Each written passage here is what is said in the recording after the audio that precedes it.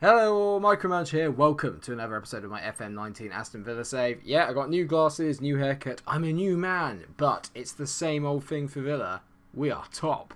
And how have we got there, you ask? Well, just look at this. So, since the last time we met with our back-to-back victories over Derby and City rivals Birmingham, it's been 3 straight wins. Nottingham Forest were dispatched 4-2, Middlesbrough beaten 3-0 comprehensively at the Riverside Stadium, which is very impressive, and then even more impressive was a 1-0 away at high-flying West Brom, where Jonathan Kodjia managed to get a goal for us after I changed it to a 5-2-1-2 formation. We ground it out, and today we've got big games against Stoke, who are struggling in the league in 11th, but still got a very decent squad that shouldn't really be struggling at this level.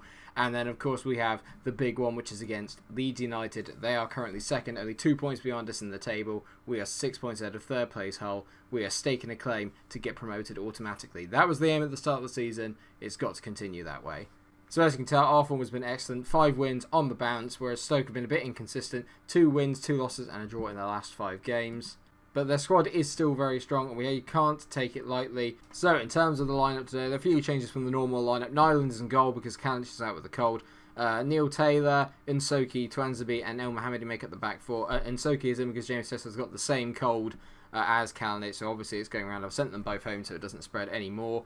In the middle we've got Hurricane and Lansbury. Lansbury is in for John McGinn, who needs a bit of a rest apparently. Even though he's been absolutely brilliant this year, he does need a little bit of R&R. Then it's the midfield three of Green, Grealish and Alfred Adoma in behind Jonathan Kodjia, who's leading the line, keeping Tammy out of the team at the moment. El Ghazi's been the real big disappointment, only playing at 6.68 this season. Only 1 goal and 1 assist to his name in around 13 appearances in the league. It's not really good enough.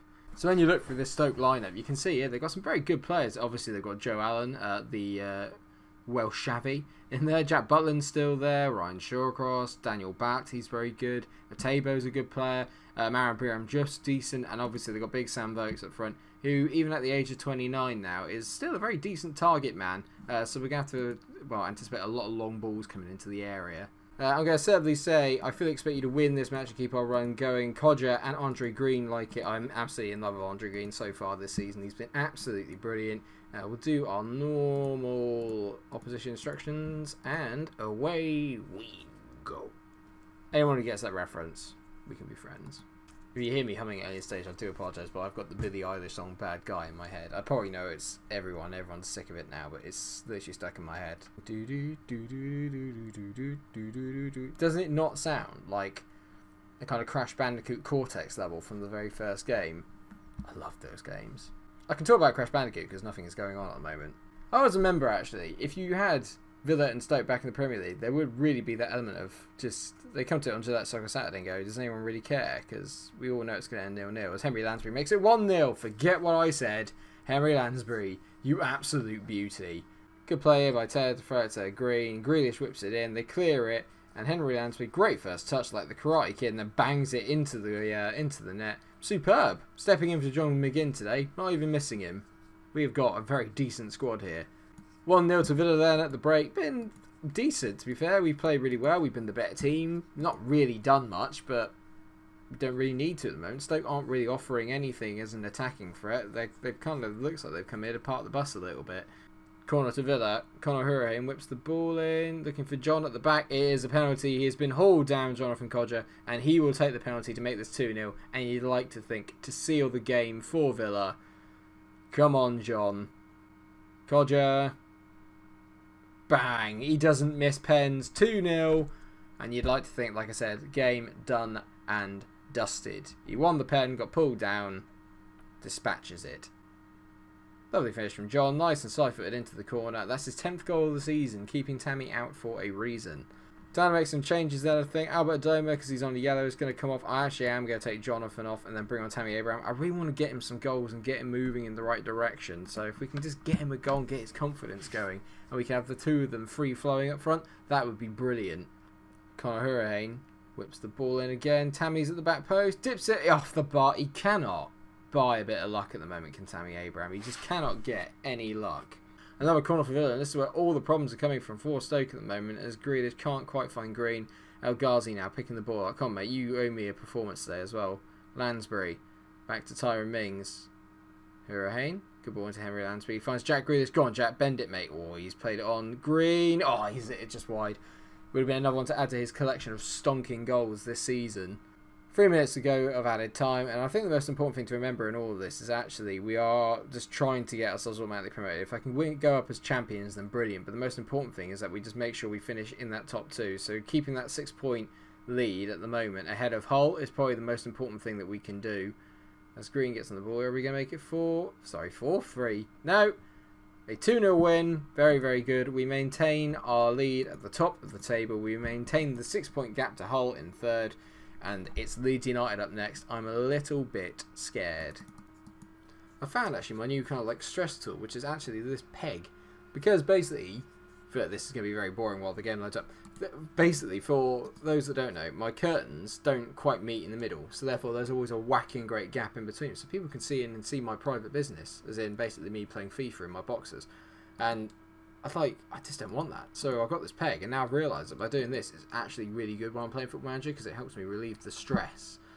Speaking of stress, Jed Steer wants to leave. No, I don't really care, mate. Nyland's actually kept a lot of clean sheets since he's come in. I don't think he's actually conceded a goal, so I don't know if I can bring Kalinic back in. It's a bit unfair on him.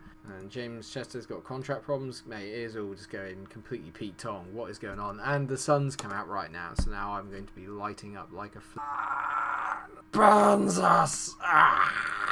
Burns us! I don't know if that's actually a good impression. In my head it sounds very good. I'll be able to tell afterwards. So if I think it's good, you'll know that because I'll leave it in.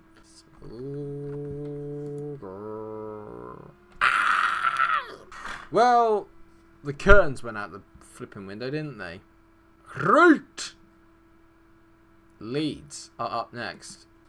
They've actually been inconsistent the last ones, whereas we've notched up 6 straight wins. So only a couple of changes then from the Stoke game. Kalinic comes back in goal, and James Chester returns alongside Tuanzebe in the back. Henry Lansbury retains his place ahead of John McGinn in the midfield because he scored and he had a really, really good game, so it'd be a bit unfair for me to take him out. I had a comment the other day, very, very good comment about like Jack Grealish is not particularly being utilised as well in this 4-2-3-1. I couldn't agree more. I do want to play the 5-2-1-2, but it's difficult when I've got teams that are playing wing backs and these, because we just get overloaded in the wing departments. When I start playing 4-4-2s, etc., like that, or I come up against narrow formations, I will certainly 100% play the 5-2-1-2. And maybe even in this game, to change the tide of it, I might just do it then and take the gamble. Obviously, the man we need to watch out is Patrick Bamford. He's got 9 goals and 18 appearances. Brilliant championship footballer, useless at anything else. I'm going to passionately say that it's a good opportunity because the pundits are backing us to win this game. Probably because it's mainly at Villa Park. If it wasn't at Villa Park, I don't think anyone would be backing us for it. Come on, boys. It's a top of the table clash. 3 points would be great, please. 20 minutes in, and the most exciting thing about this has been my resistance to doing my Gollum impression. Other than that, it's been so poor. And Phillips hits one. Tense, bounces off the post, and goes wide. We are lucky. Phillips over another set piece, whips it in. Tuanzebe's missed it. Adam Forshaw at the back post slams it in. It's not great from Tuanzebe. He should probably head this, and the commentator said so as well. Is that Tuanzebe misses his header. We'll see it now. Phillips whips a good ball in. It is a great cross, but Tuanzebe doesn't even get off the ground to get that, and you can't help but feel Kalinic should save it as well. Would Nyland have saved it? Probably. Hurricane over a free kick. Oh, that's probably the first time I've not seen him get the free kick over the wall. Tuanzebe, don't shoot, mate. Oh my god, go on. Oh, he's made up for it. Axel Tuanzebe just managed to bundle his way past a couple of players and smacks it in. It is his first goal for Aston Villa. Kiko Casilla, what are you doing? And why has the sun gone back in again? Lovely ball from Conor Hurricane. He's still my player of the season so far. And Tuanzebe just absolutely roasts. Is that Janssen? I think it is. Oh, Cooper. Alright, yeah, makes sense. He absolutely roasts him. Wonderful stuff. Get in! I wouldn't say it's deserved, but we'll go for it. So 1-1 at half time, but I am going to change things up because it's been very disappointing. We have not played very well. Henry Lansbury looks like he's losing confidence. Come on, mate. I've given you a chance to stay in the team, get yourself up for it. We are going to go to the 5-2-1-2. I need to get Jack more involved. I don't like taking Andre Green off. I'm going to stick him stout on the left, and we'll just go Grealish playing in behind Codger. So it's a bit of a weird formation for the time being. If Andre Green cannot get himself together and start influencing this game, then I will probably bring on Tammy, and we're going to go 2 up top. Nothing's happened in the first 10 minutes of the second half. I'm going to move Andre Green up front. I'm going to give him a go up front. I'm feeling it. I'm feeling Andre Green getting a go up front. Harrison over a corner whips it in. Great header away by Tuanzebe, who's suddenly starting to perform a lot better in this game. Harrison. Good ball in. And Soki clears. Good clearance, my man. Harrison. Don't let him. Good tackle by John McGinn. Can we just get it out? Adam Forshaw to Elisu. Bollocks! What a finish that is. Damn it! Right, the Andre Green experiment is over. On comes Tammy Abraham. Bugger. Jack Harrison there does really well. It's so unlucky there with the tackle from McGinn and Elisu.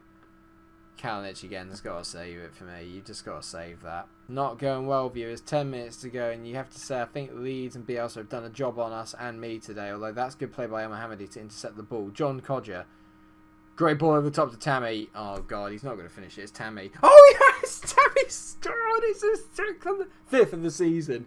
Get in. Lovely from him and Codger. They can link up. They can play together. And finally, the three of the tridents up front of Grealish, Codger and Abraham link and combine. Great ball over the top by John. Tammy's in. And he finally finds some composure and finishes it. Get in! Come on, we can win this now.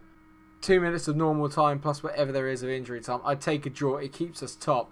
But really, we could get a win. I want to win. Forshaw on the ball. Good ball out to Elisu. We're getting done down this wing. El Mohammadi, do not foul him. Kalinic. I would have been very upset had he let that go in. It nearly went in. Looks like they've gone to up front, so me and Bielsa have both gone for it.